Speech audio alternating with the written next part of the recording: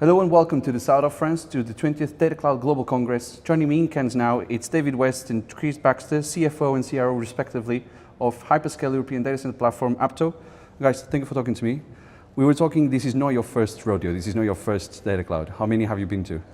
For me, this is about 4. Yeah, just second one for me actually. Oh, second one, oh, okay, so... Yeah. First one with rain though, it's the first time it's rained in Cannes. To be fair, it was very hot yesterday. It was, yeah. And tomorrow will be better weather as well. Yeah. So this kind of cooled down to have conversations inside, because there's a lot of conversations happening. Before we get into what Apto is doing, and you've announced quite a few billion-dollar projects in Europe, what's your take on the industry over the last 6 months? I mean, 2025 has delivered some massive headlines, the amount of money being put into the table. You guys have also put a lot of money into the table, but the global figure comes up to 1.2, 1.5 trillion US dollars in capital committed, well, I say capital announced, some of it's not committed. What's your take on the sector right now? So I think it's a really exciting time in the sector. Clearly it's been a bit of a roller coaster over the past 12 months generally. I think we always saw very steady and sustained cloud growth, and that's been the case for the past 5-6 years in Europe, where it was always guaranteed that you'd see that continued growth, particularly in the traditional data center hubs. I think we're starting to see that build out a lot around Southern Europe and some of the Nordic countries. I think there was then a spike where clearly AI came to the fore, and there was a big question mark over should data centers then be more remote to serve the kind of large machine learning requirements? Should they still be close to the hubs? What does that mean for cloud capacity? Should it be in the same building? Should it be fungible between them? Should they be dedicated sites? And I think in the US, what we've seen in the industry is that they've definitely been more segregated. They've been separate sites that have been built just for machine learning. And there was a lot of kind of debate around that in Europe. And then I think there was a general kind of pause that we saw earlier this year. And everyone's just kind of taking stock to say, how should we address this coming AI wave? And that's from a location strategy, power strategy, cooling requirements. There's a lot to it. But yeah, it's definitely been an interesting few months. Yeah, 100%. And probably just the continuing growth of the industry. You've got new platforms being announced this first half of the year. There's new investors coming into the space. Even some new customers coming in with larger requirements. So I think that generally everything's still growing very strongly. For grabs as well. Yeah. I think also there's been a lot of change in the world itself. I mean, let's talk about macro and microeconomics, Trump, tariffs, digital sovereignty. There's been so much. It's not often that we get the CFO and the CRO on the same video, so this is the two money people in a boardroom. How do you mitigate the financial risks in a world that we live in right now? How do you plan for the future? And not only from what you just said about demand, that we don't even know where we're going to go with this technology-wise, demand-wise, but when you have all else kind of falling on you, how do you plan for that and mitigate? I mean, I guess we're lucky in some respects that we're a European platform, so we only have one region to worry about. We've not got a, it's just we can really focus on the markets we know well and the region that we know well. A lot of our supply chain is based in Europe, so that I think that helps. But yeah, from a location strategy point of view, I think we've definitely centered more around those kind of high growth and emerging markets that are close to ones that are already proven. There are already AZs there. There's already a presence of cloud providers. So we're not taking what we would perceive as quite large risks by picking some new location where there is maybe some more uncertainty in this from a supply chain and kind of macro point of view. But David, maybe you can speak more to the... Yeah, I mean, I think really it's about building relationships with the supply chain, with the financial institutions that are lending. Make sure you're transparent with them. And trust is very important. Building that trust. But I think a lot of it does come back to that site selection. Be really clear in what your strategy is. Being quite ruthless in not going after sites that are going to be more influenced by some of those macro factors. And we spend a lot of time building from the ground up. You don't have any of that legacy. You can just focus on the new builds that you're doing, building that infrastructure to enable us to scale as we go forward. Okay. What would you say are the biggest challenges to build something like this in Europe? Is it power the number one challenge, or do you see anything else kind of popping up now as being the number one issue? So I think power is obviously the primary thing. Without power, you don't have a data center. And I think the access to renewable power is obviously important. That's a thing that we spend a lot of time thinking about. That certainty of power, but the timing of that power is critical. Very often there's kind of an interim solution. There's maybe a medium voltage solution for power in the short term. Does that meet our customer requirements? Does that scale quickly enough? I think then beyond that, it's the permitting environment in a location. It's the access to fiber. It's the access to further land for expansion. One thing we spend a lot of time working on is finding sites where there's future growth potential. So we're trying not to find a site where, yes, there might be some day one capacity, but then we can't grow further. We want to enable our customers to grow from that stable base. Once they make an investment in a location from a network and a people point of view, we want to enable them to grow there. So yeah, they're the things we look for. Okay, I think probably the key word is timing there, trying to manage the permitting, the power, the customer demand, the supply chain, all to kind of coincide. That's, you know, to get your efficient deployment of capital, that's probably the biggest challenge, is just managing each of those competing timelines to give each of those stakeholders confidence in what we're delivering as well. Okay.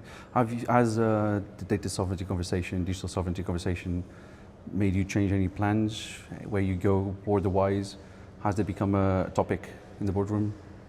I wouldn't say that's something that we focus too much on. I mean, I think where you go to build this facility has become clearly like a demand. There is uncertainty around how AI particularly is going to be regulated in Europe. But I think we're focusing on what we expect to be the continued growth in the cloud space.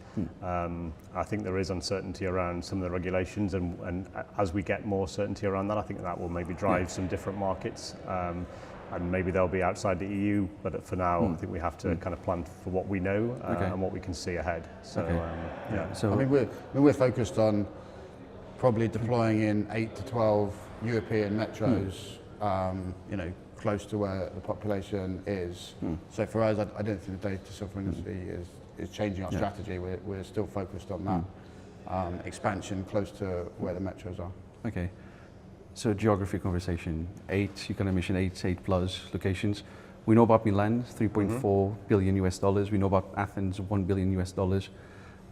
First, give us an update where you're going to go with those. So what's the timeline to break ground, open phase one? How much is going to be phase one in terms of megawatts capacity? And then we'll talk about the rest. We'll talk about what's coming up next. Give us an update. Yeah, so I mean, both those sites, they're going through the permitting, environmental assessment stages.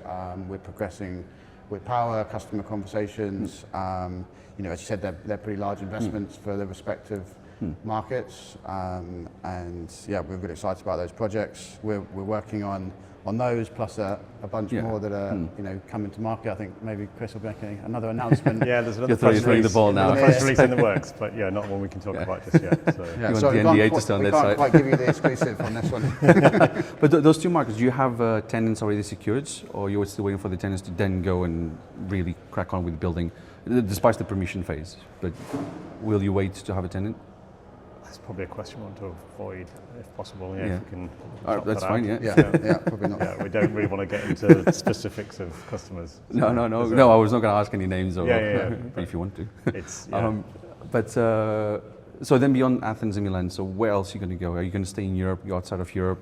You're going to be looking more towards the north of Europe. You're going to be looking towards more maybe southeastern Europe, so Iberia. Southwestern. So I think that, as David said, we're doing a lot of work to kind of triangulate all of those factors that are important in the site selection strategy. I think we're definitely focused on Europe, so we have no plans to expand outside of Europe. That's the market we know, the market we've got the network of relationships in. And we firmly believe that kind of having the local relationships is key to successful execution. So being able to build those data centers in markets that we're familiar with and we've got the networks is important. I think, in terms of locations, we're driven by where power is available, where customers need us to be. Some of the locations you mentioned are absolutely high on that list. It's where we can find land with expansion options. So, I think nothing's off the table, but I think we're we're probably not going to be making bets in markets that is not already an existing cloud region in the short term. Sorry. I think a lot of it comes back to that timing as well. So, part of the reason that demand is flowing out from the flat markets is that you just can't get it delivered in the right time frame. So, that's why we're looking at the emerging markets to be able to deliver to the timescales that we want. Yeah, because you're building hundreds of megawatt campuses. It's not smaller facilities of 40, 50. Yeah, there will be a mix. There will, clearly the site that we have in Athens is smaller scale than the one we have announced in Milan. So there will be a mix of different size campuses, and that will be kind of appropriate to the size of the market and where we think demand will go to. But yes, in some cases, if we can find enough power and enough land, the objective obviously is to go for the larger scale. Yeah, all right. Now, I think another aspect, an interesting aspect of Apto is that you can still be considered a startup. You still, or you think you're already on the scale-up phase? Maybe that's a question there. We're 2 years in now, which is it's 2023. So time flies by. Yeah, I mean, I don't know about you. I still think of us as a startup. I still feel like we're, the way we behave, the sort of agility that we have as a team, the way we're able to flex to customer demands. For me, that feels very much kind of in it. We're very much in that startup phase. So where you are with the company, how do you balance short-term financial objectives with long-term investment in this infrastructure? It's because you're going to require a lot of money. Yeah, I think it's a balance constantly that we're at the moment between, building out the team, investing in that side of things, and managing short-term cash. I mean, the projects we're doing are significant. We have a very large financial backer in terms of the fund that is behind Apto. It's a PIMCO. So Drumdos Capital, one of them. No, so Apto is the brand of PIMCO's European data center interests. So Apto is wholly owned by a PIMCO-controlled fund, and that gives us the access to capital to go and deliver these projects. They're also our primary route to real estate through the PIMCO Prime network. And then really Apto is the people component of it, bringing the expertise from people working from the largest operators of data centers and the largest consumers of data centers. Okay. All right. Industry question now, so not to do with Apto. When do you think the next industry M&A wave is going to come? And also, there's been more conversations around IPOs, some rumors of European companies IPOing. In Asia, IPOs are becoming a big topic again. We've seen a lot of people delisting, like after the first wave of M&A. What's your take on, both of you, what's your take in terms of the next big M&A wave? Because M&A has not stopped, but there'll be a point where it's going to really boom and there'll be a lot of brands being acquired. And then on top of that, IPOs. What's the take on that? And I'm talking maybe about 4 to 7 years out. Yeah, I think that's an interesting question, and it's quite difficult to predict right now because I think everything's going through the growth phase. You've got a lot of platforms being announced. I suppose not everybody's going to be successful. As an industry grows, there'll be winners, there'll be losers.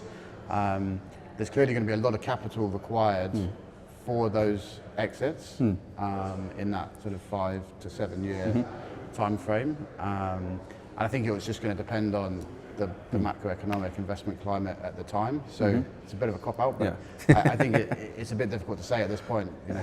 It's always worth asking. Yeah. You never know. Yeah. Do you have any takes on M&As? No, I'll be equally vague. So. Well, final question. How do you describe 2025 for the industry in one word? Exciting. Great. There you go. So Apto gets 2 words in the end. That's a terrible one. Well, David West, Chris Baxter, thank you so much for talking to me. Thank you. As for your home, thank you for watching, and do check our website and social media for the latest digital infrastructure news from across the globe. At Tech Capital, you lead, we report. Bye for now.